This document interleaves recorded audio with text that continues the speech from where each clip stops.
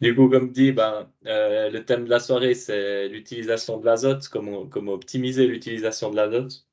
Et puis, sous-entendu, qui se cache sous ce grand thème, on a, d'une part, limiter les pertes, et puis d'autre part, cibler les besoins des cultures pour, au final, économiser un peu d'argent et d'intrants, et puis protéger l'environnement et la qualité de l'eau d'un autre côté.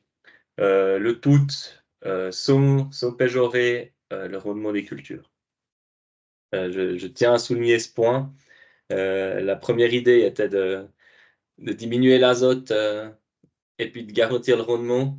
Je vous montre juste ce premier graphique là pour faire un petit point par rapport au lien qu'il peut y avoir entre l'azote et les apports d'azote et le rendement.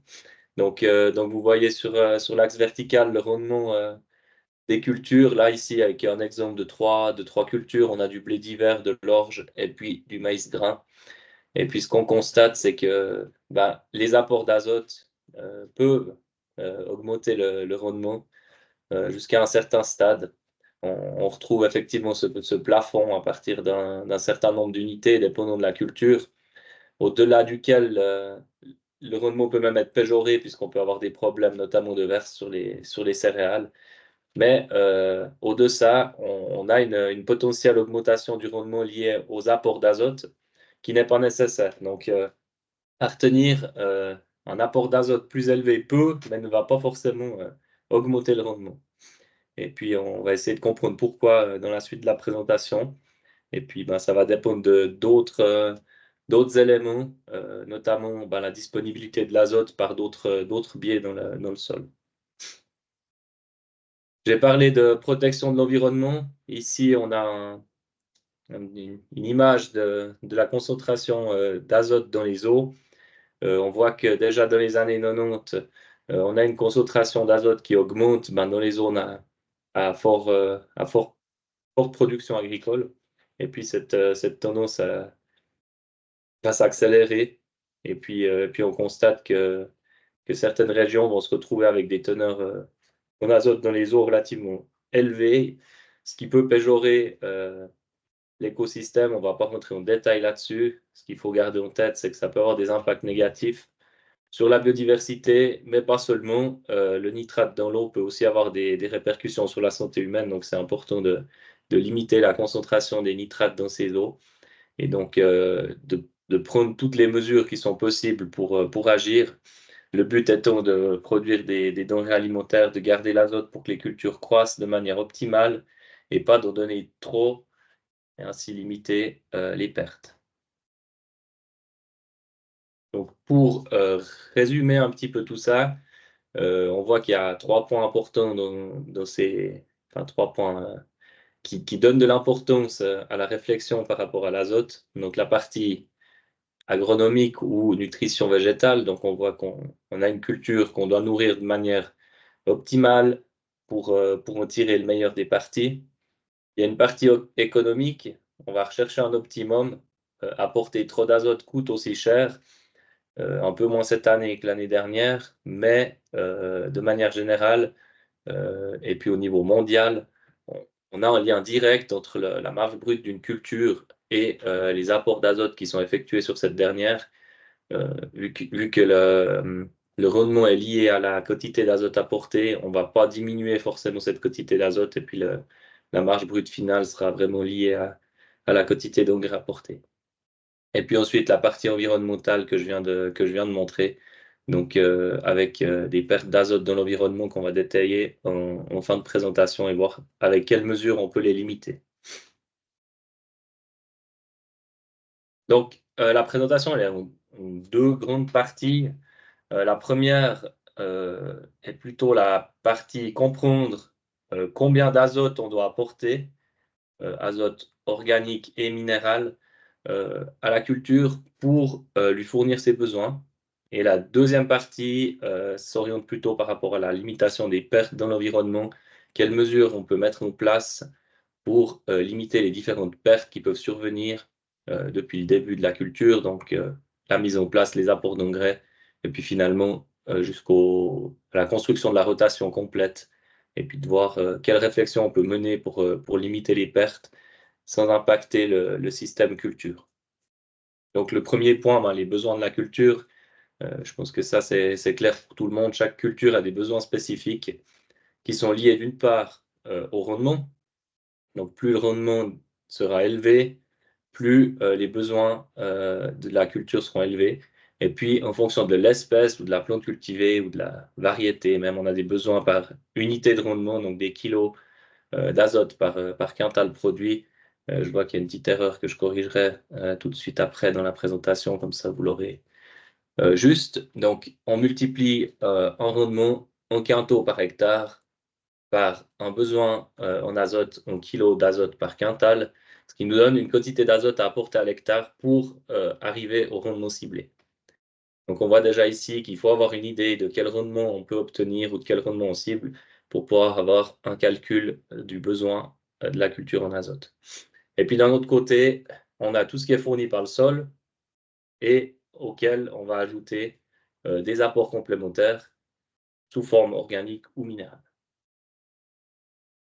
Un peu plus en détail, donc sur la gauche, vous retrouvez les besoins de la culture, et puis sur la droite, un petit peu plus détaillé, quels éléments vont fournir l'azote à cette culture.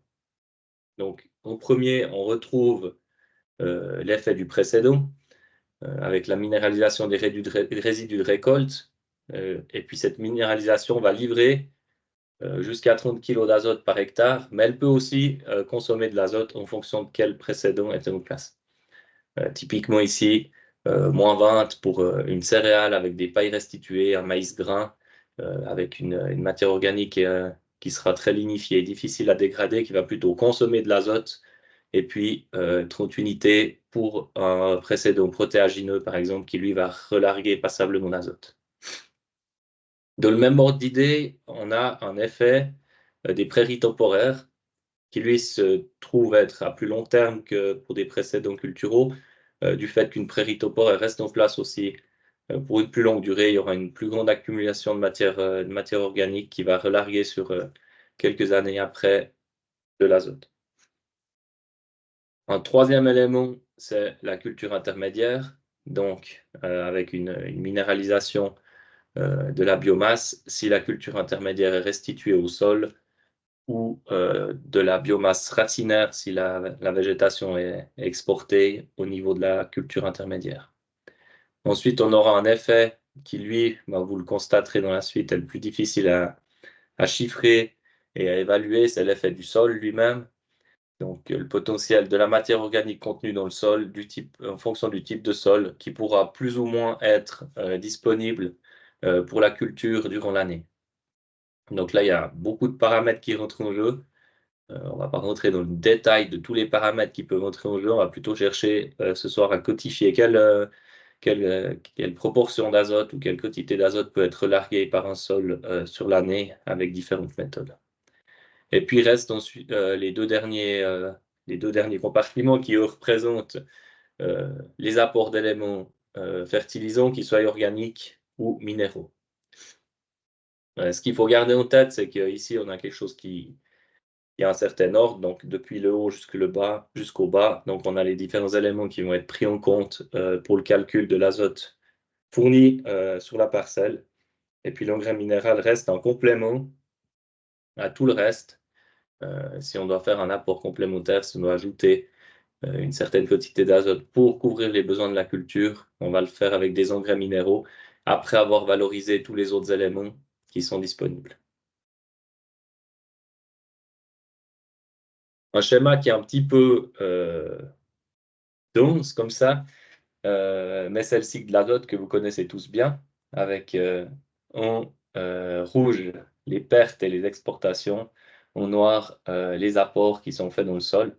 Donc là, on retrouve les différents éléments que j'ai cités avec les apports des résidus des précédents, la fixation de l'azote par les légumineuses potentiellement présentes sur la parcelle, les produits organiques qui sont apportés et les engrais minéraux qui sont en noir.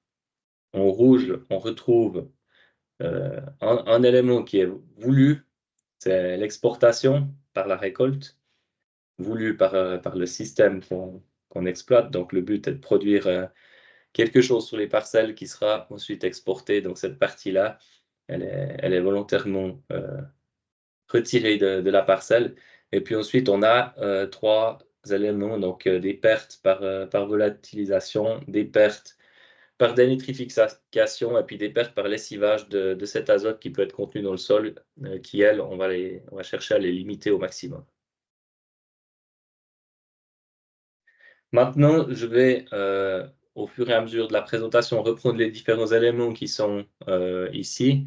Donc, en partant du précédent, en allant jusqu'aux engrais minéraux, et voir un peu comment on peut adapter ou calculer ou mesurer la quantité d'azote qui est fournie par ces différents éléments-là. Donc pour commencer, certains je les ai groupés puisqu'ils se comportent de manière un petit peu similaire et puis d'autres, vous verrez, ils se retrouvent dans plusieurs catégories, notamment au niveau des engrais organiques qui vont avoir une part, d'azote disponible et une part d'azote qui sera, plutôt minérale et minéralisable, organique. Donc, pour bien comprendre, le fonctionnement, du système, donc, les plantes, elles absorbent l'azote, sous forme minérale dans le sol, principalement sous forme de nitrate et l'azote va être fourni au sol, de différentes manières. Ici, on va partir, de la partie, du haut du schéma, donc avec, la restitution des résidus de culture, suivi des prairies temporaires et des couverts intermédiaires qui se comportent de manière similaire. Ils ont un autre rôle au sein du système culture, mais leur restitution au sol va être similaire dans les différents cas. Donc vous voyez ici une part de matière organique fraîche qui va être déposée sur le sol ou enfouie en surface du sol, qui est composée d'éléments lignifiés, de cellulose, de protéines et d'éléments plus solubles que sont les sucres et différents composés. La partie très soluble va être minéralisée très rapidement et sera mise à disposition des plantes dans la solution du sol. Il faut bien se rendre compte que tout ce qui est dans le rond vert ici, c'est des ions qui sont mobiles, qui sont contenus en solution dans le sol, c'est-à-dire dans de l'eau. Il faut voir ça comme une espèce de soupe qui est contenue à l'intérieur du sol et puis qui va se diffuser, se répartir à l'intérieur de l'horizon. On a une partie qui est plus stable, qui est composée de la cellulose et des lignines, qui, elle, va rejoindre les matières organiques du sol. Et ces matières organiques, elles ont un échange qui se passe entre partie minérale, minéralisation, et puis une partie stable ou stabilisée. Et puis, c'est des bactéries qui vont jouer le rôle de transformateur entre ces deux poules que sont les matières organiques stables ou les minéraux solubles. Donc, on a vraiment ce transfert d'une case à l'autre qui va se passer. Comment on peut quantifier la quantité ou la part de l'azote de ces matières organiques qu'on a mis dans le sol qui va rejoindre directement le pool minéral ou qui va passer par les matières organiques du sol et qui doivent être ensuite minéralisées pour rejoindre la solution et être disponibles par les plantes. On a différentes solutions pour les quantifier. La première, c'est d'utiliser des éléments, des tabelles qui sont disponibles. Ici, un tableau qui a tiré des prix, vous en retrouvez dans nos différents autres ouvrages de référence, notamment le Memento, mais il y en a plusieurs différents. Ici, partie, c'est la Bible de la fumure pour la Suisse, hein, mise à jour il y a quelques années maintenant. Donc ici, on retrouve les différents précédents culturaux qu'on peut avoir dans une rotation. Et puis, sur la droite, une correction à apporter pour la culture suivante. Donc, on retrouve ici tout ce qui est prairies temporaires ou naturelles, et puis ensuite les céréales à paille, les légumineuses, et puis d'autres éléments qu'on peut trouver dans les rotations. Ça rejoint ce que je vous ai montré tout à l'heure. On peut retrouver une minéralisation, une disponibilité en azote pour la culture suivante qui est négative pour certains précédents ou qui est positive pour d'autres. Ici, donc, à comprendre dans le tableau où il y a un moins devant, ça veut dire qu'on diminue l'azote à apporter sur la culture suivante. Donc ici, pour prendre la première ligne, une prairie naturelle, 3 ans et plus, qui serait travaillée ou labourée au printemps, on va gagner 40 unités d'azote pour notre culture qui sera mise en place. Le tableau, c'est le tableau qui est dans les prix, mais je le trouve mal construit. Ici, c'est tout bien fait. Si on recherche au niveau des légumineuses, c'est un petit peu moins clair. Euh, je ne sais pas pourquoi ça a été complété comme ça. Finalement, c'est plutôt des relargages qui sont effectués par ces légumineuses, donc on devrait avoir un moins devant ces chiffres-là qui n'est pas présent, et puis ils ne sont pas répartis dans la colonne automne-printemps, mais sur le principe, vous avez compris. Pourquoi certains éléments relarguent de l'azote et d'autres en consomment? Tout ça est lié au rapport C sur N, donc carbone sur azote qui compose ces résidus. Ici, on va partir sur les couverts intermédiaires, mais vous voyez dans le tableau ici qu'on a aussi les engrais verts donc, qui sont représentés. Donc les engrais verts vont se comporter comme des résidus de culture qui sont restitués au sol. Et puis, en fonction de la teneur en carbone et en azote de ces résidus ou de ces engrais verts, la dynamique de restitution de l'azote va être différente. Donc, plus le rapport C sur N est élevé, donc plus il y a de carbone par rapport à l'azote du résidu ou bien de l'engrais vert, plus longue sera la dégradation et puis plus longue sera la restitution de l'azote. Et puis ici, donc, différentes espèces. Je vous montre après un autre outil qui peut être utile pour chiffrer ces éléments-là dans un couvert végétal. Et puis là, vous voyez donc le pourcentage d'azote minéralisé en fonction de la quantité de matière, la quantité d'azote totale restituée au sol. Et puis on constate que en fonction du rapport C sur N, on a une dynamique totalement différente. Donc plus le C sur N est faible, plus l'azote total sera distribué rapidement aux plantes pour être réabsorbé. Et puis, sur la courbe brune, tout en bas, vous voyez ici quelque chose de négatif au départ.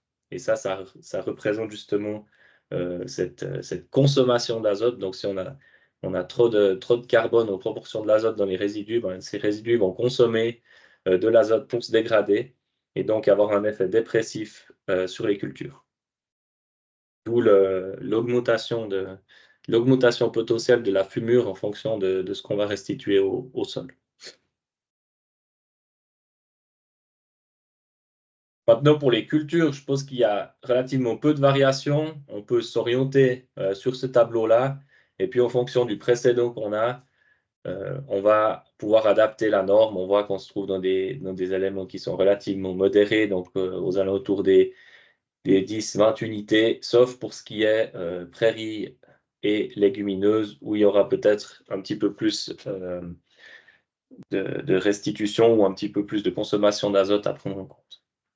Pour ce qui est des couverts, c'est différent. Et puis là, on aura une grande variabilité de la quantité d'azote totale contenue dans le couvert qui va d'une part dépendre de la vigueur ou de la quantité de matière que le couvert aura produit. Plus on a un couvert qui est développé, plus il y a de quantité de matière sèche à l'hectare, plus on aura de potentiel de restitution d'azote. Et puis ça va fortement dépendre de la composition du couvert. Plus on a de légumineuses dans le couvert, plus il y aura de restitution azotée, plus le C sur N sera faible, mais va aussi dépendre du stade de destruction. Donc, si on détruit un engrais vert tôt, quand il n'est pas encore à maturité, on aura un C sur N plus faible, vu qu'il n'y aura pas encore de lignification des éléments, donc une restitution azotée plus élevée et plus rapide. Je vous montre ici rapidement une méthode qui existe pour codifier la restitution d'azote par un couvert. Elle s'appelle la méthode Merci. C'est quelque chose qui a été développé en France, mais vous pouvez l'utiliser. On a déjà fait quelques expériences avec dans le cadre de différents essais, couplés à des analyses. Parce que bien sûr, la finitude de tout ça, c'est qu'on peut faire une analyse de chaque couvert ou de chaque résidu de récolte au laboratoire pour codifier la quantité d'azote et la quantité de carbone, et puis avoir des valeurs détaillées sur combien on restitue au sol. Sauf que ça a un certain coût, et puis qu'on ne va pas le faire systématiquement pour chaque culture, pour chaque résidu. Comme on a vu avant, on parle de 10 unités d'azote, et les 10 unités d'azote en plus ou en moins ne vont pas financer l'analyse. Donc cette méthode-là, elle a pour but de remplacer une analyse. Elle est basée sur une grande quantité de données, donc différents couverts qui ont été analysés et décomposés. L'idée ici, c'est que vous renseignez différents éléments par rapport à la parcelle et puis au sol. Et ensuite, vous allez renseigner quelles espèces sont présentes dans votre couvert et puis la quantité de ces espèces que vous avez pu produire dans votre couvert. Et si vous n'avez qu'une seule espèce, ben c'est facile. On va peser 1 m², 3 fois 1 m², et puis renseigner le nombre enfin la quantité, la masse de couverts qu'on a. Si on a plusieurs espèces, ça devient un petit peu plus complexe vu qu'il faut les séparer dans chaque prélèvement pour pouvoir quantifier la quantité d'azote restituée. Mais le système fonctionne bien et ça peut être intéressant de mettre ça en œuvre sur ces couverts. Avec un petit peu d'expérience, on pourra, si on sème chaque année le même type de couvert, avoir une orientation plus simple après, simplement par rapport à la quantité de matière sèche produite. On aura une idée de combien d'azote sera disponible. Voilà pour ce qui est des matières organiques. Je ne sais pas s'il y a des questions à ce stade. Si quelqu'un a une remarque à faire, je prends volontiers. Si ce n'est pas le cas, j'arrive pas à voir s'il y a quelqu'un qui lève la main. Si vous avez quelque chose, sinon je continue.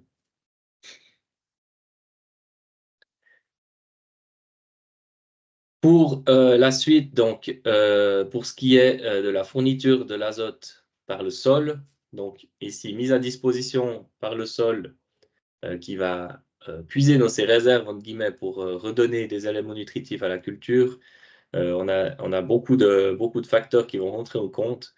Et ces facteurs vont être le type de sol, la teneur en matière organique de ce sol, la température, l'humidité, donc beaucoup de paramètres qu'on ne peut pas contrôler qui vont rentrer en ligne de compte. Et puis, pour finalement relarguer une certaine quantité d'azote. Et puis, c'est cette quantité-là qu'on veut pouvoir évaluer. Et il existe différentes méthodes pour estimer ou mesurer cette quantité d'azote minéral qui est mise à disposition par le sol à la culture. La première grande question, c'est quand est-ce que cet azote est disponible? Alors là, je ne vais pas en apprendre beaucoup. J'ai juste trouvé intéressant de remettre en lumière le graphique de droite ici. La variation à l'intérieur d'une même année de l'azote minéralisé par le sol. Et puis vous retrouvez, sans surprise, au printemps, un pic autour de mai, juin, avec des températures en augmentation et puis une humidité dans le sol qui est encore relativement élevée et puis qui va permettre aux micro-organismes, aux bactéries de travailler et puis de dégrader la matière organique, de relarguer de l'azote. Donc ça, c'est un pic qui n'est pas très, très étonnant et puis je pense qui est bien connu. Et puis ensuite, ce que j'ai trouvé bien de mettre en avant, c'est les deux cas avec l'été humide, l'été sec. Donc si on a un été avec suffisamment de précipitations, la minéralisation va se poursuivre. Alors elle va diminuer un petit peu avec l'humidité qui va chuter gentiment, mais on va avoir quelque chose qui va diminuer de manière quasiment linéaire jusqu'à l'hiver pour s'estomper. Et puis dans le cas d'un été sec, on a cet arrêt de la minéralisation sur les mois de août-septembre qu'on peut constater de manière pratique dans les cultures. Pour ceux qui ont semé des couverts, vous avez pu le voir, hein, des années où il fait vraiment sec sur août-septembre, les couverts vont très très peu pousser. Et puis, dès que la pluie revient, on a cette explosion de la végétation qui concorde vraiment avec le pic qu'on voit ici. Donc, des précipitations qui reviennent brusquement sur un sol qui est chaud et qui n'a pas minéralisé pendant l'été. Et puis, on va voir ce pic de minéralisation l'automne qui peut être intéressant dans le cadre d'un couvert végétal, vu qu'il va lui permettre de pousser et d'effectuer, produire de la biomasse qui sera ensuite soit utilisés pour de l'affouragement ou alors restitués au sol pour nourrir le sol. Ce qu'on fait avec un couvert, c'est qu'on capte justement cet azote minéral dans le sol et qu'on le retransforme en matière organique qu'on va de nouveau restituer. Par contre, sur un sol qui serait resté nu, et dans un cas comme ça, on va avoir un pic de minéralisation en octobre. Ça va concorder avec les travaux du sol pour la mise en place des cultures d'automne, donc ça va encore tendre à augmenter ce pic-là. Et puis ici, on va avoir une problématique avec des grosses pertes par lessivage durant l'hiver si on est sur une culture d'automne avec une mise en place octobre. Donc ça, on y reviendra à la fin avec la discussion sur les pertes, mais à garder en tête le cas d'un été humide ou d'un été plutôt sec. Ensuite, sur la gauche, vous retrouvez différents types de sols qui ne sont pas forcément représentatifs de ce qu'on a chez nous, mais ça a pour but de montrer qu'il y a des différences et des variabilités entre les différents types de sols. Plus on a un sol qui a tendance lourde, avec plus d'argile, moins la minéralisation sera élevée, vu que la matière organique a tendance à être plus stable et plus fixée aux argiles, et donc à moins facilement être minéralisée.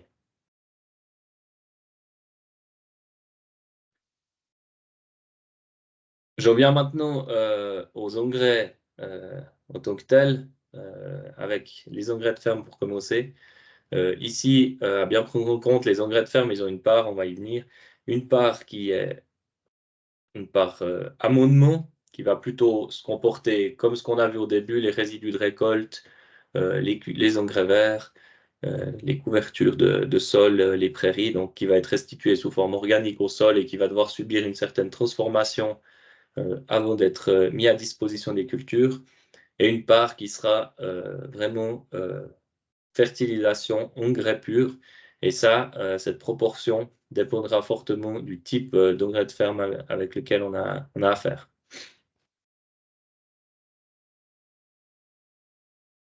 Ici, quelques exemples, donc tirés du Memento agricole, mais ça, vous le retrouvez aussi dans différents tableaux. Vous avez ici les teneurs en éléments nutritifs de différents engrais de ferme. Attention avec les engrais de ferme par rapport aux engrais du commerce, on a une composition complète. On a présence non pas uniquement d'azote, comme c'est le cas pour certains engrais, mais avec l'apport, on va obligatoirement amener différents types d'éléments nutritifs.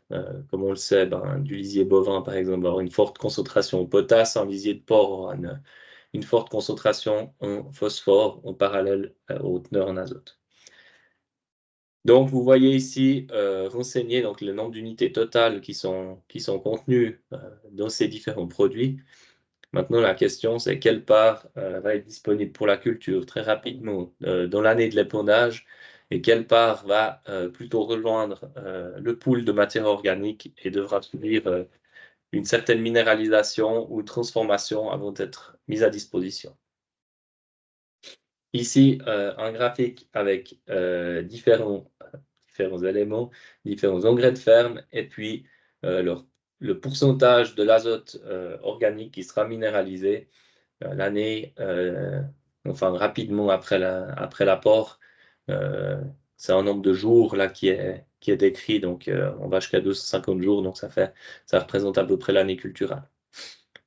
Donc vous voyez des choses qui sont très très longues à mettre disponible. Donc, on retrouve des choses de type compost avec une grosse part de bois dans la composition, donc quelque chose qui sera très très lignifié. Vous voyez ici des produits qui sont très peu intéressants pour apporter de l'azote à la culture. Ils ont une tendance à consommer de l'azote sur toute la saison qui suit l'apport. Donc ici, plutôt des choses qui sont à voir sur le long terme, qui sont là pour nourrir le sol en tant qu'amendement, remplir le stock de matière organique. Donc deux, compost de déchets verts, donc quelque chose d'un petit peu plus disponible, qui ne va pas consommer d'azote pendant l'année ou peut consommer d'azote pendant l'année de l'épandage, mais qui va aussi très peu en relarguer. Donc on voit ici dans le choix des composts, si on doit entretenir la matière organique de son sol, si on veut effectuer des amendements, de faire attention à quel type de compost on va apporter pour éviter cet effet dépression ou consommons de l'azote l'année suivant l'épandage. Ensuite, on a le croissant crescendo, minéralisation la plus lente à la plus rapide. On a des fumiers de bovins, des fumiers pailleux. Ensuite, on va avoir des fumiers de volailles qui, eux, vont avoir un effet assez fort au début, mais sur la fin, vont plutôt se stabiliser. Et puis ensuite, des choses qui sont disponibles assez rapidement avec tout ce qui est vinasse de sucrerie. Et puis ensuite, ben, ici, on a bout d'épuration liquide. C'est quelque chose qu'on n'a pas chez nous, mais ça s'apparente assez fortement à des digestats liquides. Donc, ce qui sortirait d'un méthaniseur, donc digesta ou lisier méthanisé. Représenté un peu différemment ici, mais je pense que celui-là est le meilleur. Donc, je laisse les trois parce qu'il y a différents éléments qui sont représentés dedans. Donc, ici, ce que j'ai cité au début, classement des différents produits en fonction de la valeur fertilisante azote et puis de la part amendement. Donc, on retrouve un petit peu ce que je vous ai montré avant avec la, euh, la composition de ces différents engrais de ferme, ces différents engrais organiques, et puis leur part qui va être avoir comme de l'azote pour la culture en cours, rapidement disponible, et puis la part qui est plutôt destinée à nourrir le sol sur le long terme, à remplir ce fameux stock de matière organique qui va ensuite permettre au sol, sur la durée, de rester vivant, de relarguer une part d'azote plus importante chaque année. On en vient maintenant aux engrais minéraux. J'ai marqué ici apport complémentaire, ciblé et calculé. Donc, c'est ici qu'on va avoir le plus de précision à amener. Et puis, c'est ici qu'on va le plus travailler pour justement limiter ses coûts et adapter la quantité totale d'azote qui sera apportée sur la culture. Je commence avec un point qui est souvent évoqué. On se pose souvent la question, quelle forme d'azote on va apporter et puis comment ça va se passer ensuite au niveau du sol. Donc on voit ici deux types d'engrais qui sont principalement utilisés. Donc on a d'autres formes aussi qui sont possibles, mais ça va se comporter un peu de la même matière.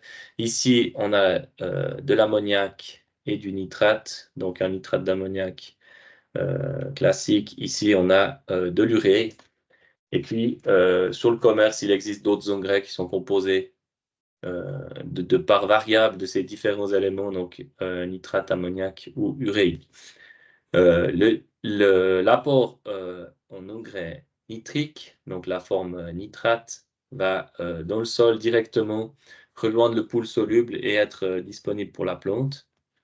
La partie ammoniacale va devoir subir une nitrification pour rejoindre, pour venir se retrouver dans la forme nitrique et soluble, qui est la voie principale d'absorption des plantes. Il existe aussi une voie secondaire, les plantes sont capables d'absorber une part d'ammoniac dans le sol en direct sans que cela passe par de la nitrification. Et puis la dernière forme qu'on retrouve, donc l'urée, qui elle va devoir subir deux transformations avant de rejoindre le pool nitrate et être absorbée par la plante. Au niveau de la rapidité d'action de ces différentes formes d'engrais, donc à l'inverse de ce que je viens de dire, donc le nitrate est le plus rapide, rapidement disponible, l'ammoniac ensuite, et puis l'urée pour terminer. Ça a un impact sur le moment qu'on doit choisir pour faire l'apport en fonction de la forme d'engrais qu'on va choisir, donc à adapter en fonction de ce qu'on va choisir comme produit. Une chose qui existe aujourd'hui, des engrais de type NTEC qui vont avoir un inhibiteur de nitrification à l'intérieur. Donc, on va avoir un frein qu'on va ajouter à cet engrais pour que la, la mise à disposition de l'azote pour la plante soit un petit peu plus lente. Et puis, on va pouvoir ainsi maîtriser sur la durée la mise à disposition de nos grès, éviter d'avoir une trop grosse quantité d'azote qui se retrouve dans ce pool nitrate qui est soluble et qui est sujet au lessivage d'un seul coup et permettre à la plante de l'absorber de manière un petit peu plus continue sur la période de croissance. Au niveau des différentes pertes liées à ces formes d'engrais, on en voit ici le lessivage, donc qui touche toute la partie nitrate. On a une volatilisation possible de la partie ammoniacale sous forme de NH3. Et puis, on a l'urée qui, elle, est sujette aux pertes déjà à l'épandage par volatilisation. Et après, même pendant la transformation, du moment qu'elle est exposée à l'air, on a un risque de perte relativement important de l'engrais sous forme uréique. Le but maintenant de ces différents apports qu'on va pouvoir faire durant la culture avec ces engrais minéraux, c'est de les cibler en fonction des besoins des cultures. Donc ici, vous avez la courbe de croissance du blé. C'est un exemple. Chaque culture a sa courbe de croissance. Et puis, pour chaque culture, on va adapter les moments des apports en fonction des besoins principaux de la végétation. Donc, ici, on a la courbe de croissance du blé. L'idée étant d'apporter l'azote au moment où la culture en a besoin. On va cibler les moments principaux. Donc, vous voyez ici un fort besoin en azote pendant la montaison des céréales, et puis un besoin en azote qui est relativement modéré et faible au début de la croissance, et puis un besoin qui devient plus faible en fin de croissance. Couplé à ça, il faut garder en tête la courbe de minéralisation qu'on avait tout à l'heure, donc le sol qui, lui, va, durant la période avril, mai, juin, relarguer beaucoup d'azote de par sa minéralisation propre, et donc une période qui concorde ici avec l'arrivée de la dernière feuille ou le gonflement de la gaine, voire le remplissage de l'épi en fonction aussi des années et de l'avancée de la culture, des dates de semis. Donc, les besoins en fin de montaison sont relativement bien couverts dans un système qui est sain, avec un sol qui fonctionne et qui va minéraliser de manière adaptée, adéquate.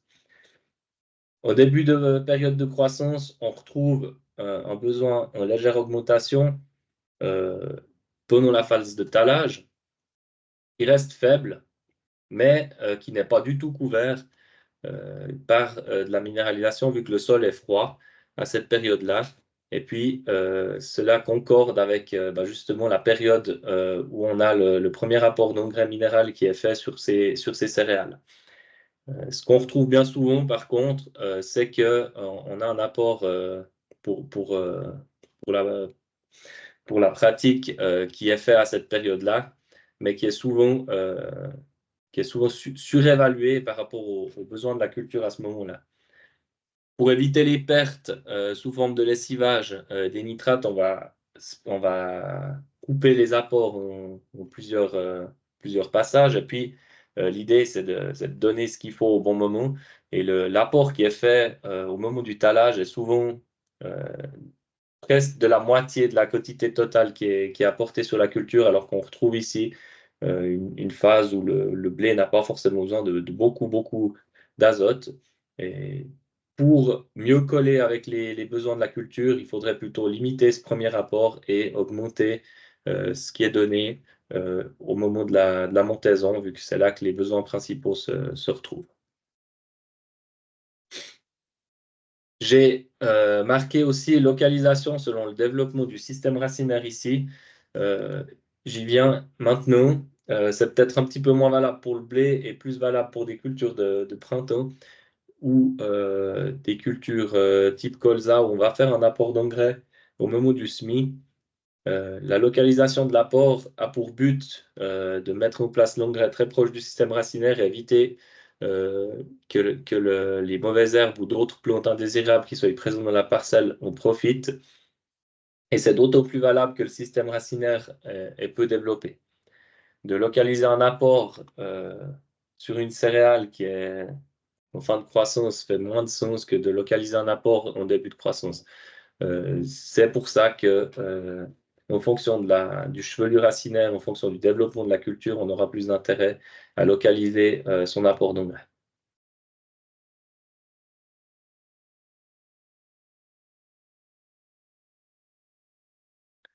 Je reprends mon schéma de départ avec les différents éléments qui vont permettre de gagner ou de consommer ou de donner de l'azote à disposition de la culture. Ici, l'idée, c'est de synthétiser tout ça et puis de voir comment est-ce qu'on peut agir et puis comment est-ce qu'on peut calculer l'apport qui sera nécessaire. Je vous montre ici un exemple de calcul qui peut être fait. Donc ça, c'est une fiche technique que vous retrouvez dans le classeur Grande Culture Agridea, dans laquelle vous pouvez synthétiser les différents éléments qu'on a traités. Donc, la fertilisation, la norme de la culture, les corrections pour un éventuel rendement qui soit plus élevé. À chaque fois en face, vous retrouvez des références où vous pouvez aller chercher les différents facteurs de correction. Ensuite, tout ce qui concerne le sol, le potentiel de minéralisation, le précédent.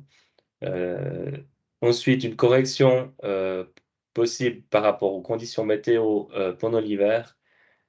Et puis, au final, vous allez vous retrouver avec une quantité d'engrais organique ou minéral à apporter pour compléter les besoins de la culture. Pour évaluer les besoins, il nous faut différents éléments. Donc, l'analyse des rendements, c'est le premier point, parce que le rendement, c'est la base qui va nous donner le besoin principal de la culture. Ensuite, on a une analyse N-min qui va nous permettre de déterminer la teneur en azote minéral dans le sol à un moment donné. Ici, la méthode MERCI que je vous ai présentée tout à l'heure, ou alors des analyses de teneur en azote des couvertures. Un point ici que je vous montre, vous pouvez le rechercher, donc la réglette azote colza, qui est un élément, une méthode qui permet de réguler ou de moduler l'azote apporté dans le colza. La pince tester et puis ensuite différents outils un petit peu plus pointus qui permettent de gérer ou de piloter les apports d'azote. Donc la première chose, c'est le rendement. En haut, vous avez le rendement réel d'une parcelle au mètre carré près, mais ça, on est d'accord, on ne va pas pouvoir le traiter de manière opportune pour ensuite réguler les apports d'engrais sur une parcelle. Donc, on va découper en fonction du matériel à disposition sous l'exploitation et puis de la technicité de ce matériel, des capacités de ce matériel à adapter la fumure, soit une préconisation moyenne pour une parcelle, soit une préconisation par zone, ou vraiment une préconisation un peu plus précise qui, elle, va nécessiter par contre un matériel pointu pour être suivi jusqu'au bout. Donc, ici, le rendement en fonction des différentes zones à adapter en fonction des capacités du matériel derrière. Comment est-ce qu'on va chercher ce rendement? Ça va dépendre aussi de ce qu'on a à disposition sur l'exploitation, du matériel. On peut aujourd'hui travailler avec les machines de récolte qui vont livrer des cartes de rendement et puis qui vont nous préciser à quel endroit on a quel rendement et puis qui vont nous permettre avec une haute précision de créer des cartes de modulation automatique. Par contre, si on dispose de matériel plus simple et puis qu'on n'a pas la technique nécessaire à aller dans le détail, on peut travailler simplement par parcelle. C'est déjà un bon pas. De varier les apports azotés en fonction des potentiels des différentes parcelles, c'est quelque chose qui est important. L'analyse N-min, je ne vais pas dans le détail, mais vous pouvez retrouver la fiche technique facilement qui, elle, permet, pour différentes parcelles en sortie d'hiver, d'évaluer la teneur en azote du sol, donc quelle quantité d'azote minéral est déjà présente à la reprise de la végétation et qui va influencer derrière directement la disponibilité pour la culture et puis au final la quantité d'azote à apporter pour compléter les besoins de la culture. Ici, donc, je vous l'ai déjà présenté tout à l'heure, la méthode MERCI qui permet de quantifier la quantité d'azote restituée par les matières organiques qui sont mis à disposition du sol. Et puis ici, un élément spécifique au colza. Je ne sais pas si vous avez déjà eu l'occasion de travailler avec ça. Donc, encore un élément qui a été développé par nos voisins français, qui s'appelle réglette azote colza. Ce système a été vérifié par agroscope et testé dans nos conditions. Il fonctionne aussi.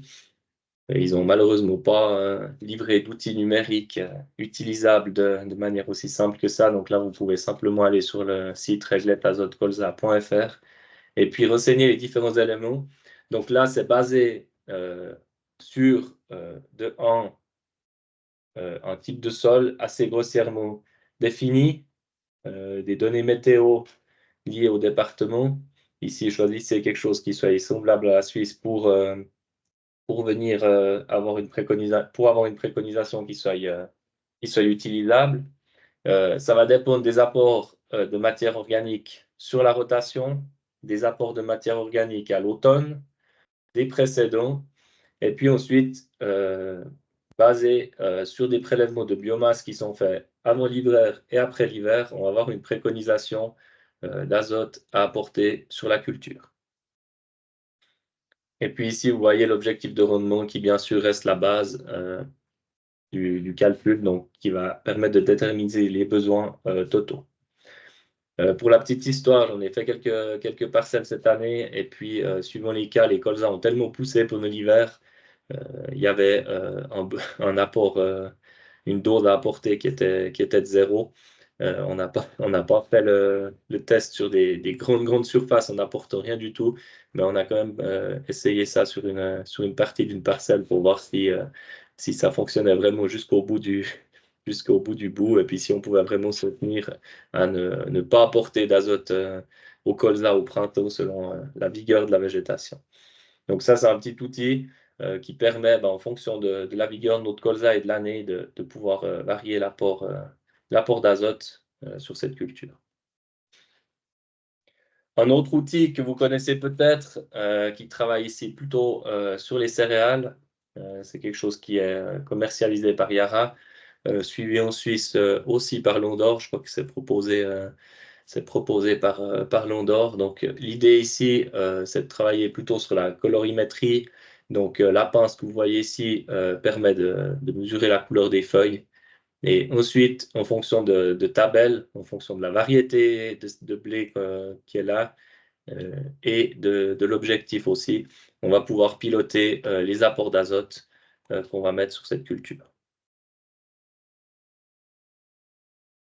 Un peu plus technologique maintenant, mais sur le même principe, on peut travailler avec d'autres éléments, des caméras infrarouges ou multispectrales qui seraient montées sur des drones, voire par satellite ou sur des capteurs qui seraient montés sur les machines agricoles. On peut travailler sur cette colorimétrie et adapter les apports en fonction de l'état de la culture dans différentes zones. Donc là, on parle vraiment de pilotage précis de l'azote dans la parcelle. Et puis, ça va permettre ensuite de moduler l'apport d'azote, qu'il soit minéral ou organique, à l'intérieur même d'une parcelle. Je pense que ça, c'est plus poussé. On retrouve dans des grandes parcelles un intérêt qui est grandissant maintenant. Après, en Suisse, on reste sur des parcelles avec une surface limitée. Et puis peut-être que le calcul d'une dose moyenne sur une parcelle donnée sera suffisant. Mais ces outils-là existent et peuvent être mis en utilisation. J'ai parlé de moduler l'azote organique. Donc, ça existe même avec le lisier. Donc, on a des capteurs qui permettent de mesurer les teneurs du lisier de manière instantanée et puis d'adapter le volume épandu au champ. Voilà, j'ai encore quelques slides par rapport aux pertes.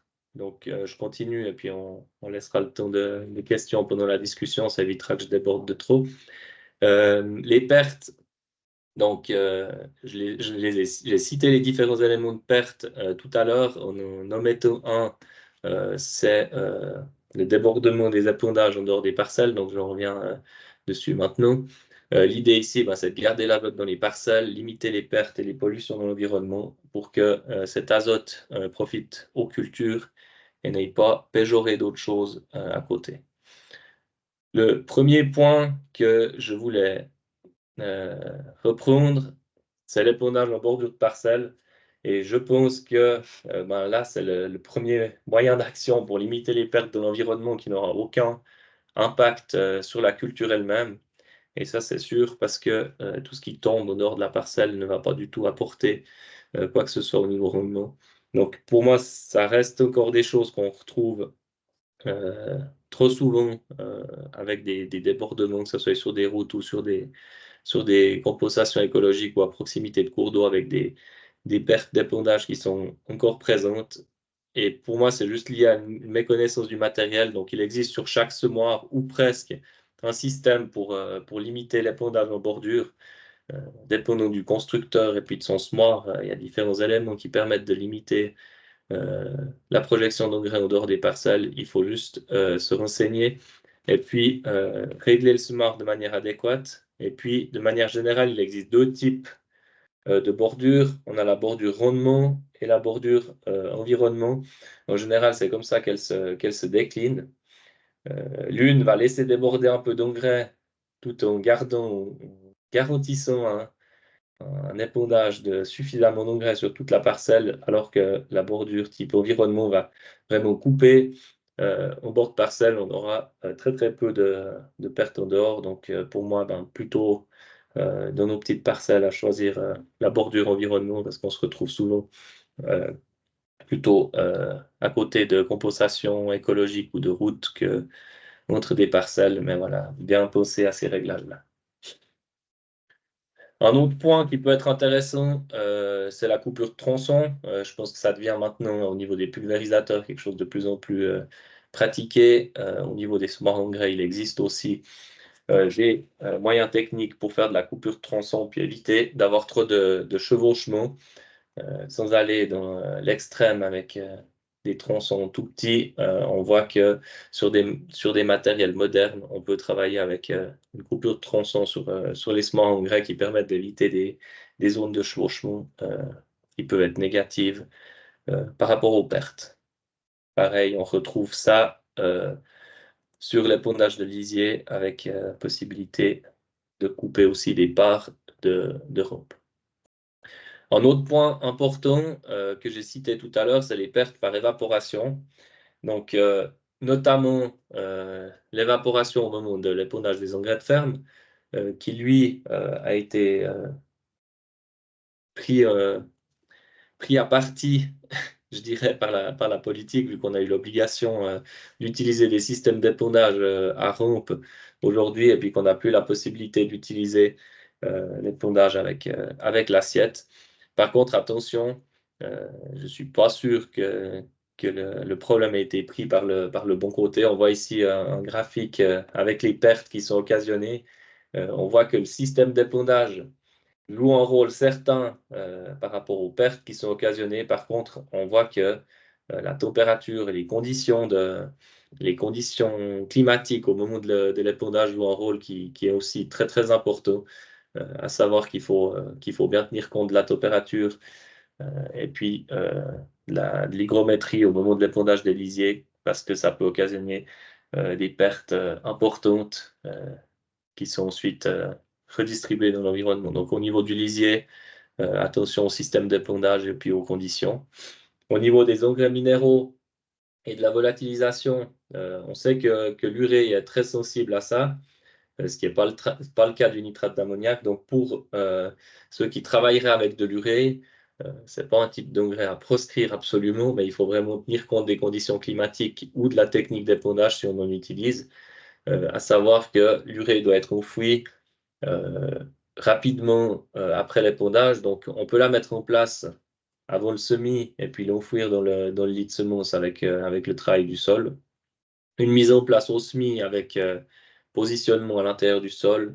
On peut l'apporter par après avec un sarclage qui permet de l'enfouir, ou alors, comme ici, avec des outils qui sont spécifiques à cela. Je pense qu'il y a peu de personnes qui sont équipées avec de tels systèmes chez nous, donc plutôt se rabattre sur les autres éléments, ou alors vraiment épondre par temps frais avec des précipitations qui surviennent rapidement après l'épondage pour limiter ces pertes. Autre type de perte qu'on a vu tout à l'heure sur le graphique du système azote, c'est les pertes par lessivage ou lixiviation. Ici, il faut entendre tout ce qui est perdu dans l'eau, qui est lessivé par l'eau et puis qui descend dans la nappe ou dans les drainages et qui se retrouve dans les eaux de surface. Donc ici, schématiquement représenté, donc tout l'azote qui se retrouve dans le sol, l'azote minéral nitrique, est représenté en rouge. Ça, c'est ce qui est encore dans le sol après la culture, qui peut être lié à des minéralisations tardives, comme on l'a vu après un été sec et puis des retours de pluie, qui pourraient être absorbés par la culture suivante, et puis que s'ils ne le sont pas, vont être vraiment lessivés durant l'hiver. Donc, ici, sur la balance, on retrouve à gauche tout ce qui a été apporté, tout ce qui peut augmenter ces reliquats minéraux en entrée d'hiver. Et puis sur la droite, qu'est-ce qui peut les piéger. Et puis ici, on retrouve vraiment que l'effet de la culture suivante ou de l'engrais vert qui serait en place. Et puis on voit qu'il faut vraiment jouer sur cette végétation croissante en automne pour capturer les reliquats azotés et éviter qu'ils finissent lessivés pendant l'hiver.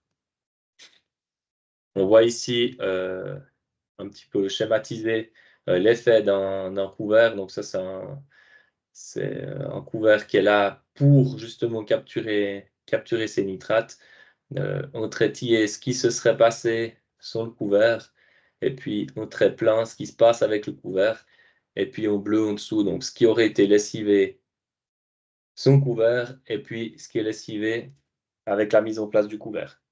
Donc cette couverture intermédiaire va permettre de capter l'azote minéral, de le retransformer en azote organique, et puis après destruction, il sera relargué pour la culture suivante en fonction de son C sur N sur la durée. On voit que c'est quelque chose qui est relativement complexe. Il existe des systèmes qui permettent d'évaluer sur toute la rotation les pertes possibles ou les pertes potentielles, donc en fonction du climat, en fonction des cultures, de la rotation, des apports d'engrais et des cultures intermédiaires mises en place. Système que je cite ici, c'est un outil qui a été développé pour faire ça.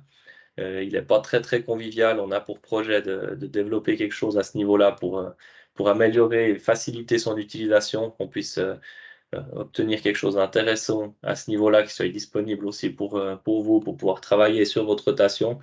Les résultats qui sont donnés par ce programme, vous les retrouvez ici. L'idée, c'est de renseigner tout ce qui est culture, tout ce qui est apport, et puis tout ce qui est perte. Et puis vous voyez, en fonction du climat, les pertes qui sont occasionnées en fonction des cultures mises en place. On retrouve souvent le même schéma avec la mise en place de céréales d'automne. Sans couverture intermédiaire, on a des grosses pertes potentielles d'azote qui vont se produire pendant l'hiver. Donc, à y penser, à garder en tête. Et puis, peut-être travailler avec des couvertures intermédiaires, même avant des céréales d'automne, permettrait de limiter ces pertes-là. On voit que ça peut se chiffrer rapidement à des 50, voire 100 unités qui seraient lessivées sans capture de ces nitrates à l'automne. Il y a différents scénarios ici. Vous pourrez regarder pour ceux qui récupèrent le PowerPoint. On voit différents points. Le programme n'est pas parfait, c'est assez compliqué à comprendre, mais on a pour idée d'améliorer tout ça.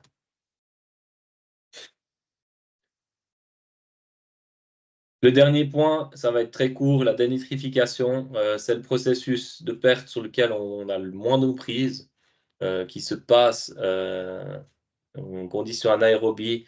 Donc, ici, le seul point que je veux mettre en avant, c'est le tassement des sols. Donc, en limitant le tassement, on va limiter les conditions, les risques d'avoir des conditions anaérobies et limiter la dénitrification. Mais ça reste un processus qui qui a lieu, mais qui représente des pertes qui sont beaucoup plus faibles que ce qu'on a pu voir avant avec la volatilisation. Et puis, la lexiviation. Voilà, j'ai fini. J'ai pas la réponse à la question là, du coup, je vous laisse avec cette petite caricature pour la réflexion. Et puis, je vous donne la parole. Je m'excuse du débordement de quelques minutes. Puis j'espère qu'il y a quelques questions et puis que j'ai pu apporter quelque chose. Voilà, merci pour l'attention. Puis je laisse la parole aux animateurs pour la séance de discussion. Alors, merci beaucoup. J'ai l'impression qu'on n'en a pas perdu trop en route, donc ça fait plaisir. Je ne sais pas s'ils sont juste endormis. On va voir, on va voir maintenant. Il y a une question de Anita dans le chat pour commencer qui